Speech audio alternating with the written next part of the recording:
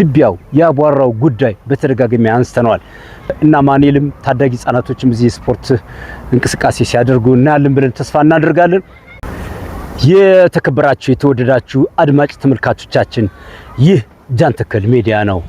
ቀደም ሲል እንደገለጽንላችሁ እንግዲህ ዊኬንድ የተሰኘው የእግር ኳስ ጤና ቡድን እንቅስቃሴ ለመዘገብ ከማለዳ 1 ሰዓት ጀምሮ ነበረ በቀድሞ አጠራሩ የፖሊስ ካምፕ እየተባለ የሚጠራው የስፖርት ማዘውተሪያ ቦታ የተገኘ ነው።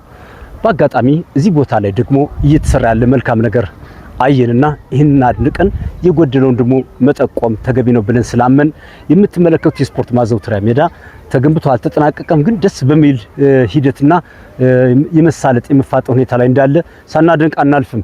ይሄ ነው ቀደም ሲል እዛ እንግዲህ አማኑኤልና መሰሎቹ በጤና ቡድን የአካል ብቃት እንቅስቃሴ ያደርጉ የእግር ኳስ ጨዋታ ያደርጉ ተመልክተናል። ታዳጊ ህጻናቶች ሁሉ ሲጫወቱ አይተናል። ትቢያው ያቧራው ጉዳይ በተደጋጋሚ አንስተናል።